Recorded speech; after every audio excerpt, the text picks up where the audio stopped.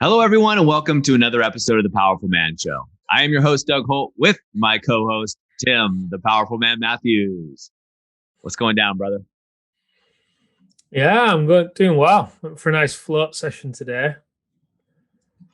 Nice. Yeah, Very yeah, chill. We had a meeting early, 5 a.m. my time. It's part of what goes on running an international movement. And you look just so blissfully relaxed. not really. Oh, yeah. You're about to fall asleep. Yeah, I was super chilled. Yeah, it Yes, was nice. that is Nice. cool. Yeah, I was getting changed afterwards, and you just don't realize, do you, like what you have going on? I'm like, okay, it's Wednesday. I've just been for a float. Sunday had a massage after coming out of the mountains for a couple of days. I'm doing that. I'm loving working with the guys, loving what we're building, enjoying being back in the gym. I was like, wow, life's really fucking good right now. And but you just don't realize, this morning waking up for the float, driving there, drinking a bit of coffee, and in do mode, kind of listening to voxers and listening to audiobooks and sharing ideas and things like that. You just don't realize it's easy for it all to get wrapped up in one until Yeah. you take that moment to just stop and be like, wow, cool. Beautiful thing, man. You're living the dream. Sometimes you forget. It's one of those things. It's almost like weight loss, right? So when someone's on a weight loss journey, they're like, I'm not making any progress. And they run into somebody at the grocery store, the supermarket, or whatever that they haven't seen in 6 months or a year. And they're like, oh my gosh, you look amazing. And it's because Mhm. they see themselves in the mirror every single day. They don't notice those micro changes. And you add those on, right? Day after day after day, that consistency becomes reality. And when you're living the dream, living the lifestyle of Tim Matthews, the powerful man himself, on a day-to-day basis, sometimes you forget, the average life of what it could be like. Mm. Yeah, I've seen a few people in the new gym I'm going to, which is actually kind of like next to the old gym. So there's people from the old gym. I've not seen them because of lockdown and things. Oh, what are you up to? And the first thing I say, I'm moving on the 28th. And I just feel so excited to be sharing that. It just feels so great to be sharing that news. And they're like, wow, you're living the dream. And I'm like, do you know what? I'm not living, might not be living the dream, but I'm living my dream. It's awesome. Very grateful. Good. Well, Tim, I have an interesting topic today that I want to throw on the table here, and you and I haven't discussed this at all.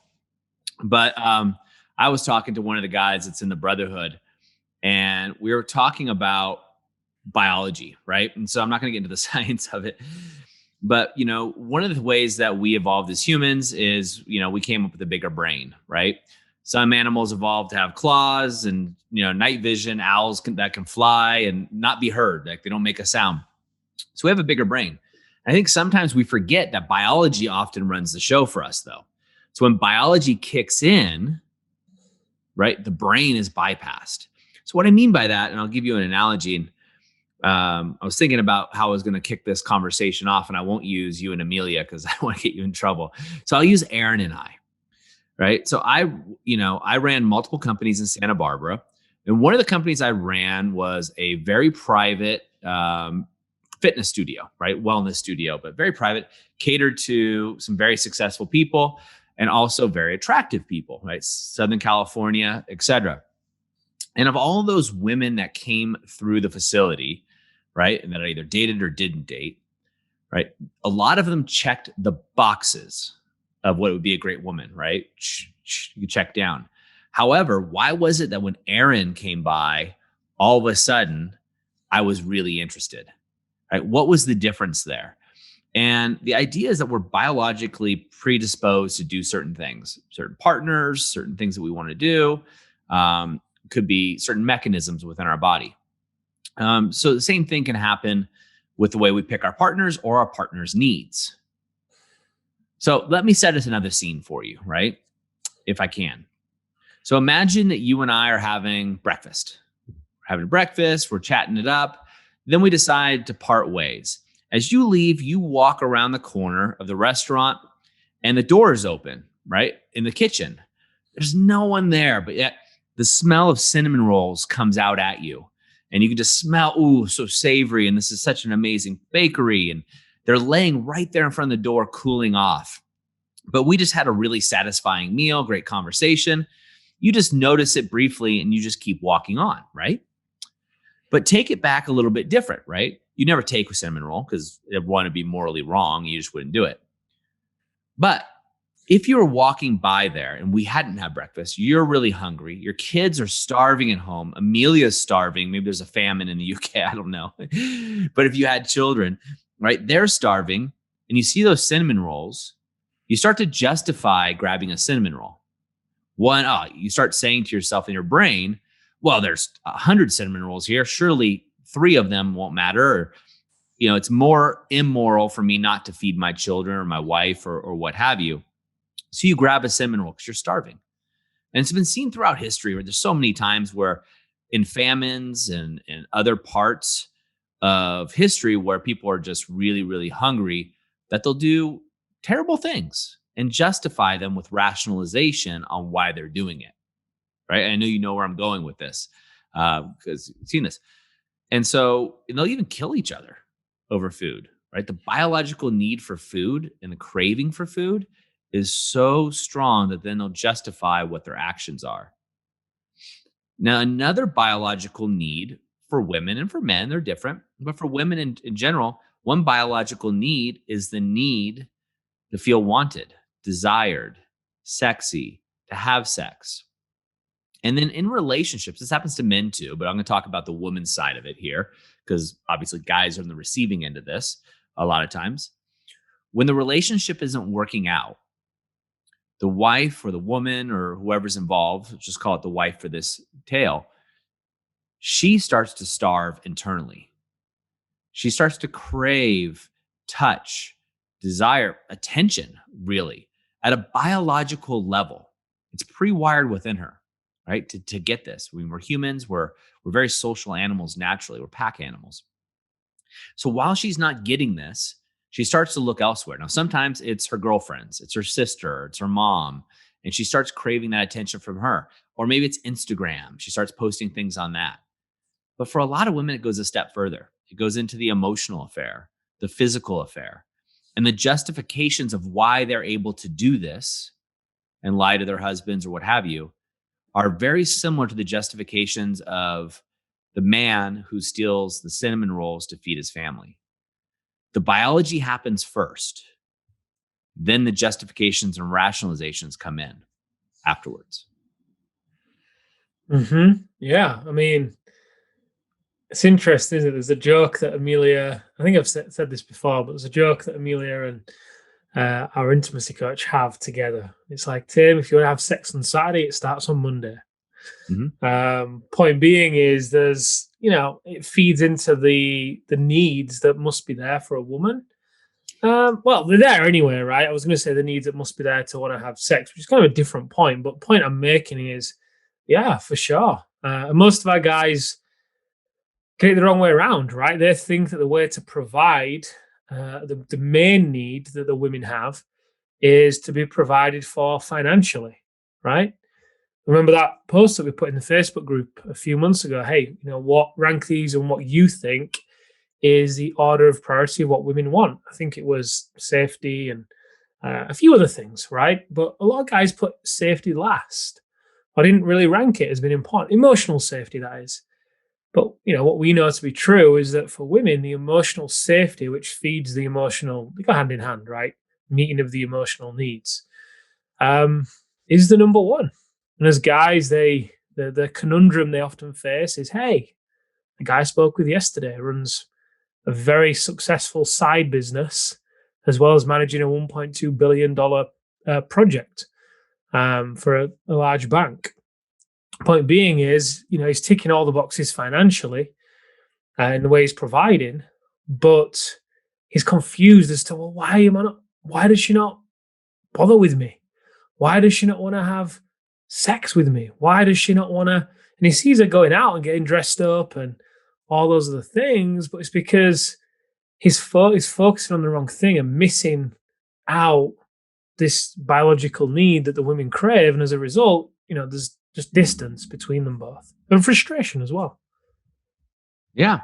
Well, it's so true. And we look at this and, and I'm not giving the women a rational way out, right? Oh, you cheated and therefore it's okay because it's biological. No, no, no. That's not happening, right? That's not what I'm saying. But I'm saying is to us guys is to look at this, right? Your wife may love you, but she may start to rationalize when you're in a desert of a sexual marriage, right? It's so dry in the bedroom, it's dry everywhere else. These are warning signs you want to start looking at.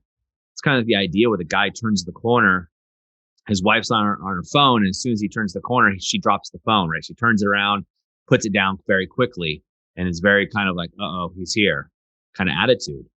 Guys, it's a warning sign. There's something there. Or when your wife's dressing up and going out without you, but not dressing up with you, it's a warning sign. There's things you want to start looking for.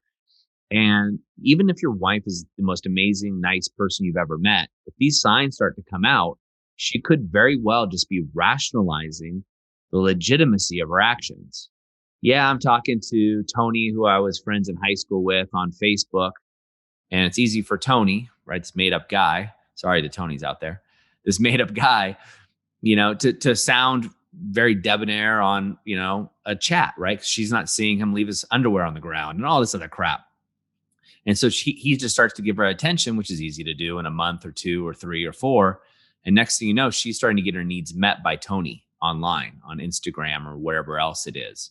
And that's when emotional affairs start to occur and that easily turn into justifications. Well, if I fly to go see Tony, then I'm justified. You only live once, or whatever romantic chick flick talks about discovering yourself, and part of that discovering yourself is getting laid by another guy.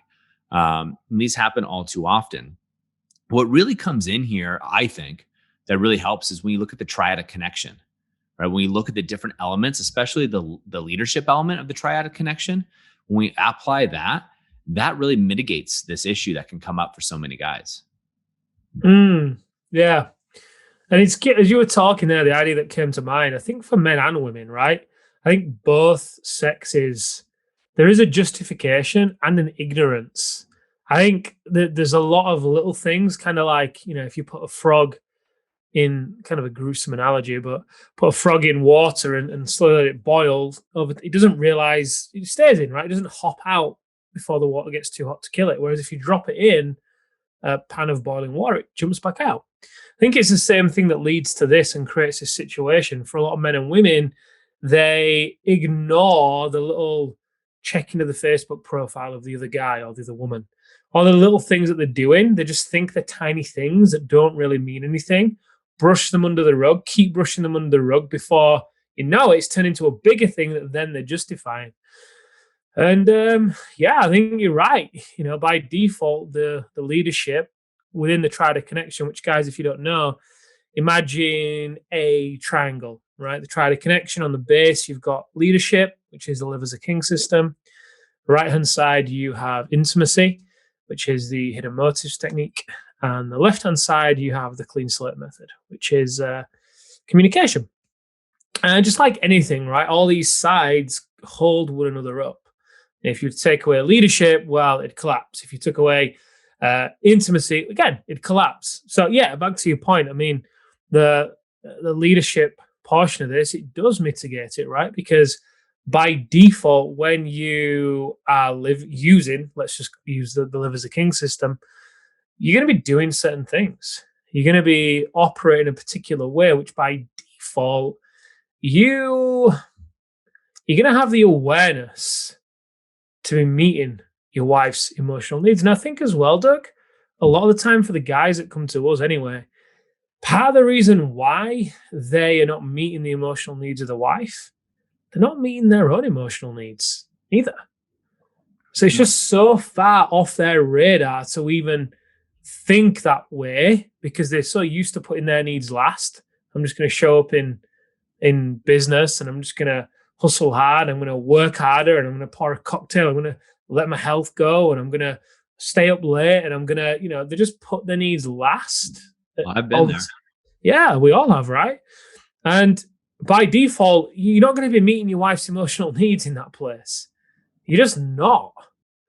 So, again, back to that point of leadership. Yeah, when you start using the live as a king system and you start to, instead of trying to pour from a cup that's already empty, you can start to pour from a cup, but from the overflow. The people around you start to get the best of you instead of the rest of you. And then, meeting the needs emotionally are not only easy, but it also drives your wife in, right? Because part of the live as a king system is it creates mystery between you two, which, creates, which is part of the needs as well, creates desire as well. So, I'm curious, how are you seeing it play out the same way with how you think leadership mitigates a lot of this? Yeah, I think it mitigates a lot of it. And I think also when you're looking at the whole triad of connection, it completely mitigates this because you're not only leading your wife and your family and yourself, right? So go opposite way, right? Self, family, wife, or self, wife, family. You're leading in that direction. You have a lot better protocol. So one of the first things, as you know, I had a call with a couple of the guys that had recently just joined. It was a fantastic call. These guys, Tim, are amazing. All right, amazing I men. know. I spoke. I know, super great guys. But they were all similar issues that were going on. And a lot of it was the lack of leadership. And it wasn't that they weren't leaders, because they were all three natural leaders. It was the fact that they had fallen into a trap where they were trying so hard, because they are good guys. They're trying so hard to meet their wife's needs and save her and the other people around them, that they were letting their needs go. Mhm. That detriment. So, guys, listen to this. You guys listening, does this sound familiar? All right. So you come home, your wife's fretting. She's got a long day and she's complaining about all the things that need to be done at the house. There's just too much to be done. Oh, the dishes aren't done. The house isn't kept right. The kids, this, that, and the other. And I got to get ready for the kids. And it's just so stressful. Maybe she cries a little bit because she's just so overwhelmed. And so what do we do as guys? Maybe we had a night planned where we were going to go out with our friends or do something else. But instead, we go ahead and say, babe, why don't you sit down and I'm going to clean the house. I'm going to cook dinner. I'm going to take care of the kids. And that starts happening day after day after day because your wife's so overwhelmed. Her checklist is so long. You got the Christmas holiday, you got this holiday, maybe it's Hanukkah for you or whatever. And so what happens, that happens once, twice, months. And we're trying so hard to keep the harmony in the home and our wife happy because we're the provider, because otherwise we're not good enough. Then there's nothing left of us. And guess what? We friggin' explode. We explode. We start yelling. We're pissed. How could you expect me to do more? Don't you see all the things I'm doing? This is ridiculous, and you're not even getting laid, right? That's the worst friggin' part. You're not getting laid. You're not even having connection in your marriage. You're just a worker bee. You're providing an income, you're a paycheck, and you come home and you're a maid and a chef and a childcare worker, not a husband, not a lover. And Tim, I'm telling you, like 99% of men out there can relate to it, as you know, because that's what we cure. I mean, that's really one of the things that we cure is we help guys get rid of all of that. Mm-hmm. And the truth is that's what the women want, right? Mm-hmm. Is the guys not to do that. They don't want the yes man. They don't want No they way. might think so on the surface, like, yeah, cool, I got a maid. Cool, yeah, I got someone to take care of my kids and provide money. That's great. And then they're going to go find the other guy to fulfill the other needs. Mm-hmm. It's interesting. I got back for last night. I worked a little bit later last night. I took a call about 9 p.m. UK time. Was it that? Yeah. Oh, that was it. So I got dinner for Amelia and I just prior to that because I was going to be working late. But anyway, I'd been out, got dinner, came back, and I'd been working all day, and I'd had a few other things on, and obviously been in the mountains at the weekend. And anyway, to paint the scene for the previous 3 weeks, Amelia has been saying to me, "Oh, so you're going to leave us again on the weekend? Oh, so you're going to leave us again at the weekend? Oh, so you're going to leave us again at the weekend?" And I have literally been taking off, whether it's on a Friday to go into the mountains or for the summit that we did, or then back to the mountains. Anyway, fast forward to yesterday, bring dinner back, walk in, and she looks at me, she goes, "Oh, I really love you." And I'm like, "Oh, nice. love you too. And she said a few other things as well. But point being is, on paper, if you looked at it on paper, you might be calling me a bit of a selfish asshole for these past 3 weeks. But at the same time, I've had pockets where I've been making sure that I've been doing things that have been important to her. Like, when she wakes up, 9:15 in the morning, we've been sitting and having a coffee together, or a drink together before we both work out. Anyways, so I've made sure that's stayed. So there's still been what's important to her. But yeah, I think if I would have appeased her and, maybe not gone on and done these trips or done these things that are important to me, or maybe come back from these things and completely disregarded her needs, then it may have been different. But I was kind of taken aback, to be honest. I was a bit surprised when she said that last night, because I was thinking I might have been a little bit behind the game. But clearly not. Clearly I'm doing something right. Well, that's a great thing. I mean, one of the things I always admired about you and Amelia is you guys work on your relationship before there's problems, right? And so guys listening to this, you may be like, yeah, things are okay. Well, first of all, okay isn't good enough, in my opinion. But also, it's something you always want to be working on before there's problems, right? Fix things before there's issues, even though it's not really fixing. It's something to work on. So, Tim, what's a couple things we can leave these guys with, action steps that they can come through with? I think the first thing is, first thing is always to take stock. Like, where are you today, right? I'm very big on that, understanding where you are today. So pay attention to the signs, what's actually going on around you. Is your wife putting her mobile phone down in a rush when you walk into the room? What are the signs, basically, that she's getting her emotional needs met elsewhere, be it through binge watching Netflix or social media or her girlfriends, or maybe even you might start to feel like it's another guy because her behavior's changed. So what's going on there? Then the second thing would be to take responsibility. Okay, well, how can I influence this? And the first thing you get to do there is look at yourself, because the reality is you cannot. And that's what these guys were doing, by the way, Doug, the guys that joined. They were trying to meet their wife's needs emotionally without meeting any of their own needs first. So it kind of came across as being needy and desperate to a degree, which pushed the wife further away. So the first thing before you can meet your wife's needs, you've got to make sure you're meeting your own needs. And that doesn't mean being selfish. It can be super simple as starting to work out a few times a week. It could be as simple as that. Starting to journal once a day, whatever. It could be something super small. It just gives you that space to start to feel like your cup is being filled again. And then from that place, you can start to look at meeting your wife's needs emotionally. And again, it depends how you go about doing that. The hidden motives technique would be the easiest way. I think you could start to do that. We've recorded a podcast on that. My advice would be to go back to that podcast. Listen to that. We've recorded podcasts on Live as a King system. Go back, listen to that as well. If you want more specifics on the whole inside out protocol. But yeah, that'd be the three things that I'd be recommending. And those are great three things. And guys, the key is always to take action on what Tim's talking about here. Don't just listen to this and do so. And gentlemen, if this is your first time joining us on the Powerful Man Show, go back and listen to the previous episodes. Tim and I have spent a lot of time putting those up there, and we keep them up there to help guys because we get such great feedback. Just depending on where you are in your journey, you can go through. And also, if you've listened to us before, you've been here for a little while, do us a favor and leave us a review. I think we have 55 5-star reviews, Tim. I checked yesterday, which we're so grateful for. We want you guys to leave an authentic review, so we appreciate that. It makes me feel good. We also know tens of thousands of you download and listen to this, so we'd love to get that up there. My goal, of course, is to get that up there, reviews, well over 100, so other men just like you can find us.